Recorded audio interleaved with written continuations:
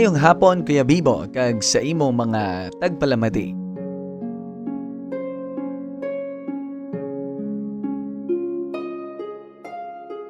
Tawag lang ako kay Nene dere sa Leganes.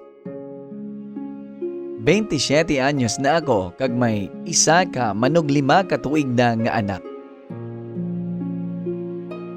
Happy gid ako Kuya Bibo kag wala sing paghinulsol sa akon nga bata. Kay man, pareho sa imo, bibong bibo kag smart gid ang akon nga anak.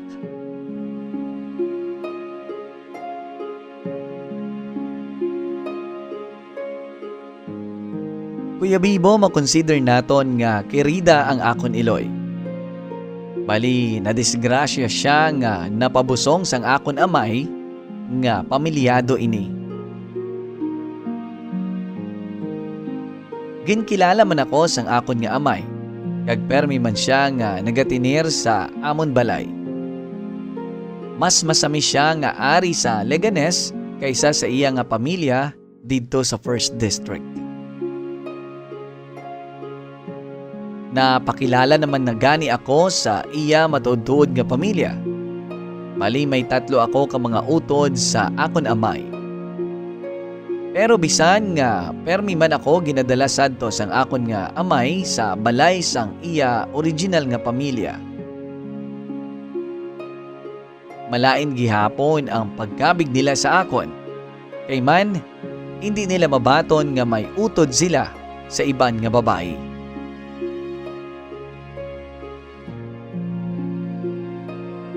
Kuya Bibo, bangod sa malain nga pagtratar sa akon sang pamilya sang akon amay. Ginpromesa ko gid sadto nga hindi ako magpareho sa akon iloy. Ang maluyag sa lalaki nga pamilyado na. Kuya Bibo, wala man ako sang kalain gid sang buot sa akon mga ginikanan. Kay nakita ko man nga nagahigugmaan ay gid sila. Amo lang na galing, sampid lang gid kami sang akon iloy.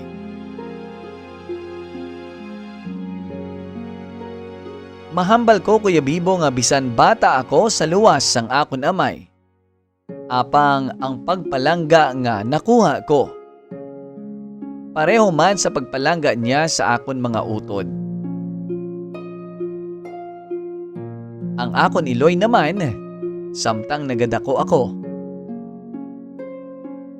Pero may manya ako ginalaygayan nga, hindi ko no magpareho sa iya. Kay man, bisan malipayon kami, pero hindi niya gusto nga masakitan ako sa mga hambalanon sa mga tao. Ama na ko no ang kahuy-anan nga natugan niya bilang isa kakirida.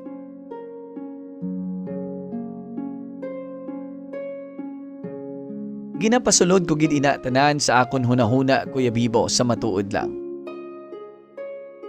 Nga hindi maging mahuyang kag dapat kay balugid nga magkilati sa mga lalaki. Kag bangod hindi ako luyag nga makasala. Mas ginpalabi ko ang pag-eskwela tubtob nakagraduate ako sa college. Kag wala ako kaagi sulod sang pagnobyo-nobyo Kuya Bibo. Tungod sini, nangin proud sila kag nangin madinalagon ang akon nga pagtuon.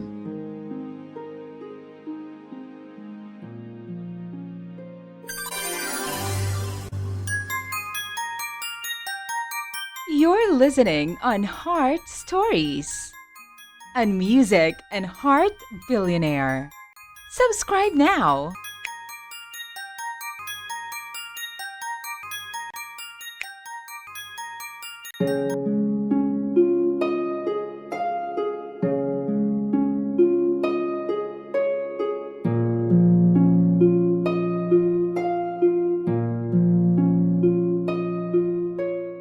Sa pagpadayon sang heart story ni Nene Kawiner.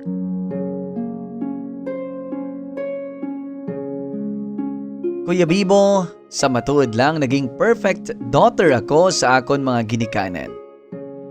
Puro dungog ang ginhatag ko sa ila. Nangin achiever ako kag honor student. Kag Kuya Bibo, nakapangita man ako gani gilayon sang trabaho after graduate sa college. Ang goal ko sadto, makabuligid sa akon ginikanan. Kag ipakita sa legal nga pamilya ni tatay nga kaya namon mabuhi nga wala ang ila suporta. Sang nagaobra na ako, ginaako ko naman gani ang halos mga gastos sang akon tatay. Sang nagabalik-balik siya sa ospital for almost 1 year, Kuya Bibo. Tubtob sang binawian na siya sang kabuhi.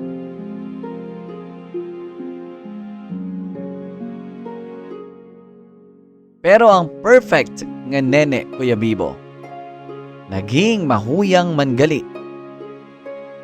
Oo, gindayaw ako matuod sa mga tao sadto.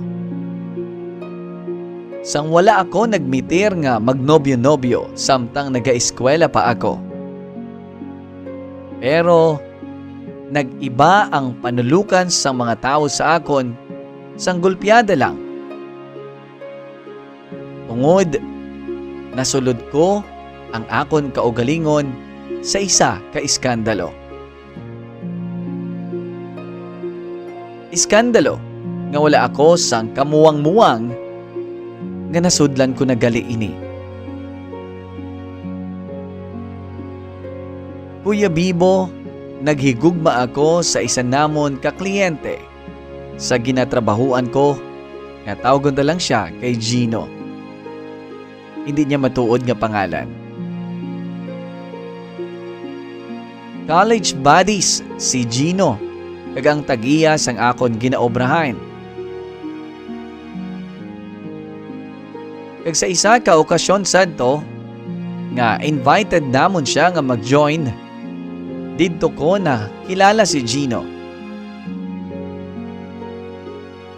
Bago lang gid na lubong ang akon amay sang natabo ang event sa akon nga ginaobrahan, Kuya Bibo. Kag daw wala gani kuntani ako sang gana nga mag-upod. Kay man, needed gid nga magpinagwapa kay sa hotel ang amon nga venue sadto.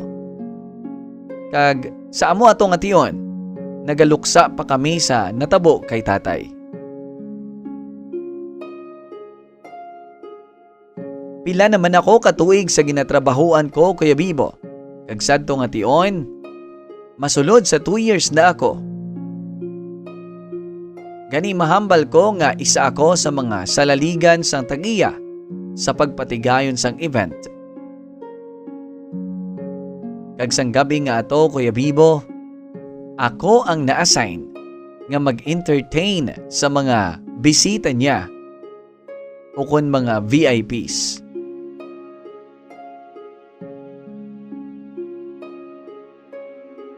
Guwapo si Gino, kuya, kag malakas ang dating.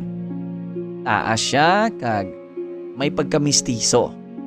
Gani damo sa mga kaobdanan ko nga mga babae, single man o kun committed na. Pati gani ang mga jugels namon ni mga katrabaho nga duha ka bilog. Grabe ang crush o ang kilig-kilig kay Gino. Kag nagapulupasiplat sila sa iya. Sa akon, duway man na to, kapatay mali man lang ako, Kuya Bibo. Pero namutikan ko lang nga si Gino, grabe gali ang tulok niya sa akon. Kagsang uli, kuya, wala na siya makapugong. Kaging palapitan ako, kaging approach kung sino kuno ang pangalan ko, kag kung pwede siya makapangayo sang number ko. Kag sino maglaom, Kuya Bibo, nga si Gino nagali, ang lalaki nga ginahulat sang akon pislian nga tagipusoon.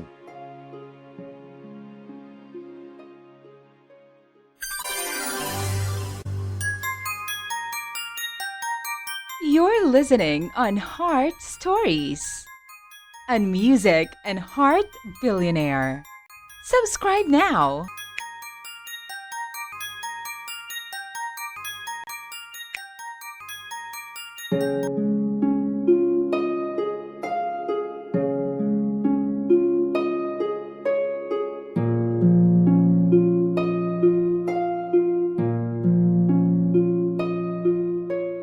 Ka-winners, sa pagpadayon naton sang Heart Story ni Nene.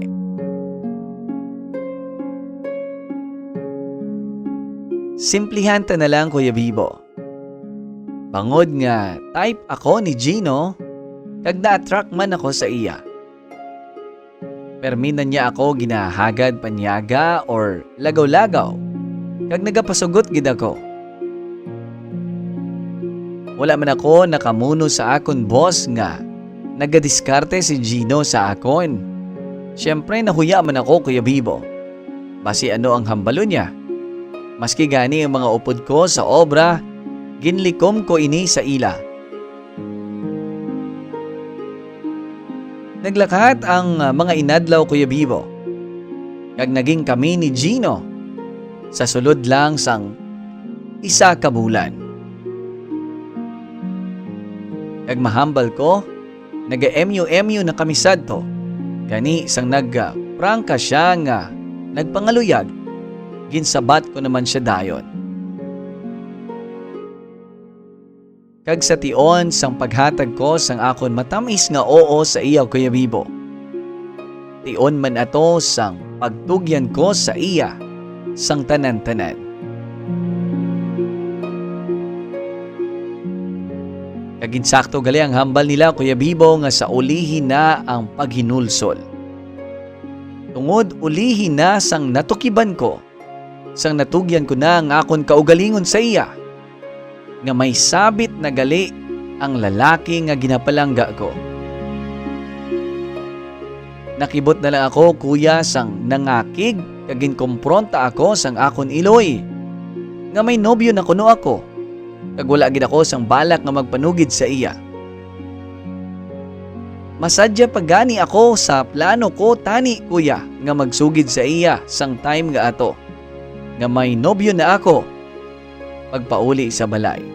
Pero ang akon niya nga iloy, daw hindi madrawing ang itsura niya, kay una na siya gali nakahibalo, kag grabe ka frustrated si nanay sa akon.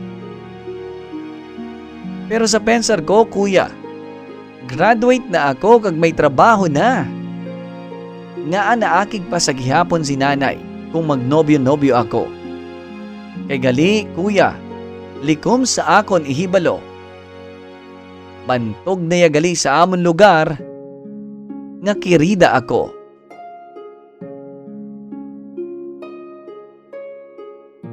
Kuya Bibo, daw tinakluban ako sang langit sang pagkabati ko halin kay nanay mismo. Nga kuno, nagkadto sang nagligad lang adlaw sa amon lugar, mismo sa amon balay, ang asawa ni Gino. Akig katama, Kuya Bibo. Oo, Kuya Bibo, tama ang nabasa mo, may asawa na yagali si Gino, Kuya.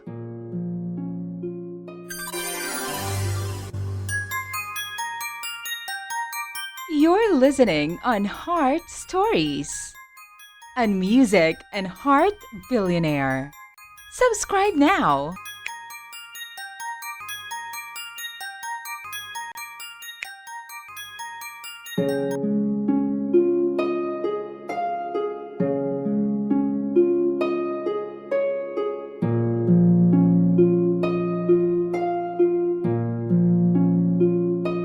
Ka-winner, pabalik diri sa aton nga programa Heart Stories, kag sa kasugpon sang sulat ni Nene. Abi ko sa ginatumod niya nga pamilya, Kuya Bibo, iya mga gidikanan. Pero sa matuod, upod na diri ang iya asawa kag duha ka kabataan. Wala ko naintindihan ang akon kaugalingon, nga wala gid ako nagduda sa iya, Kuya. Kay amo na how, first time ko na in love, amo na nga naintuan ako. Madalom na gid bala ang akon gugma sa iya nga sa sulod sang isa ka bulan nagsalig na ako sa iya sang todo, Kuya Bibo. Mapasol mo bala ako? Tuod, palangga ko na siya katama, Kuya Bibo. Pero kung nahibaluan ko lang nga may asawa na siya kag kabataan, hindi ko gidya kaya nga hatagan siya sang tsansa nga magpalapit sa akon. Pero natabo na ang tanan. Nahatag ko naman ang akon kaugalingon sa iya. Kag sanggin konfrontar ko si Gino, kuya. Kun nga gintunto niya ako kag ang iya asawa. Suno sa iya, palangga niya gid kuno ako kag kaya niya nga bayaan ang iya pamilya para sa akon. Tipikal nga linyada sa mga kalalakihan, Kuya Bibo. Pagbati ko sadto, gintampa ko siya, Kuya Bibo. Kaginsumpa ko nga hindi ko na siya luyag pa nga makita. Sa sobra nga kaugot, kag hinanakit, sang ato nga tiyempo, Kuya Bibo.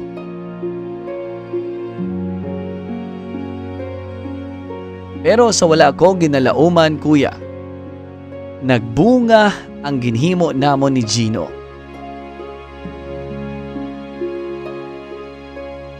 Sang natukiban sang bilog nga barangay namon nga nagabusong ako. Kapin pa sa mga chismosa. Grabe nga mga masakit nga hambalanon against sa akon.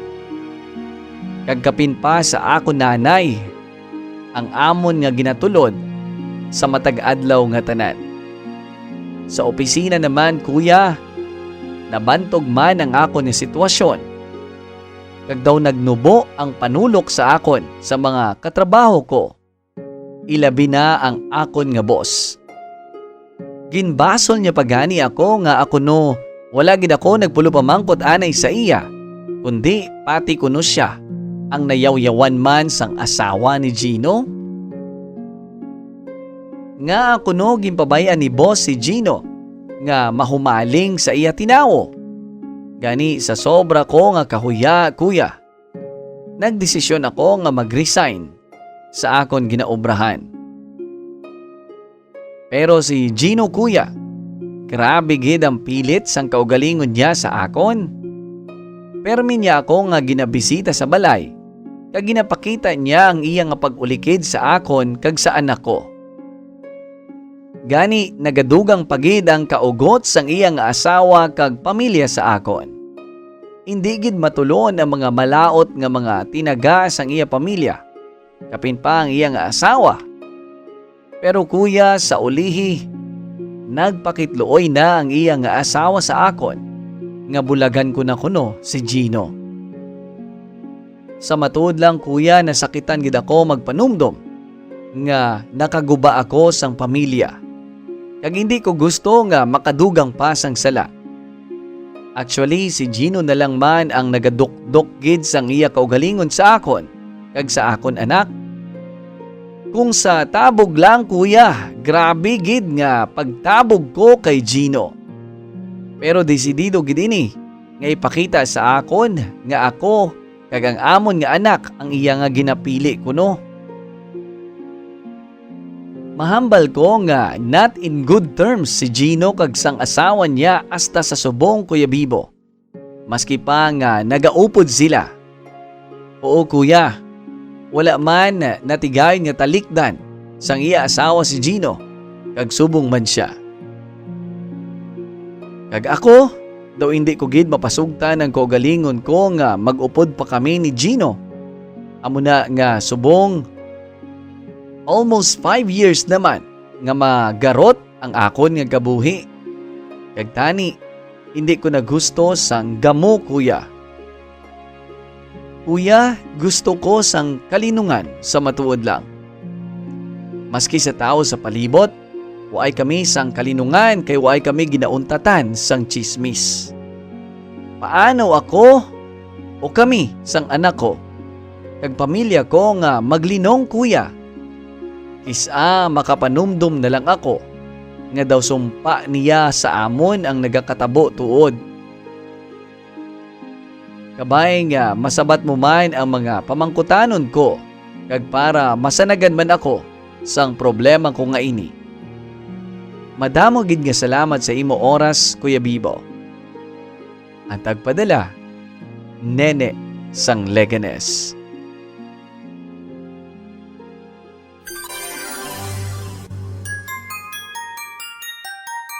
You're listening on Heart Stories, on Music and Heart Billionaire. Subscribe now.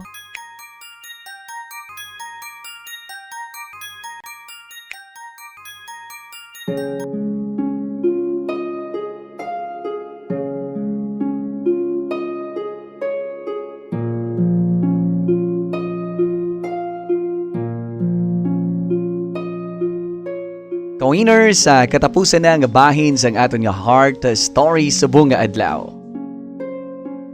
Kag diri na kita sa matugda man ni Kuya Bibo sa istorya sang aton sining nga letter sender nga si Nene.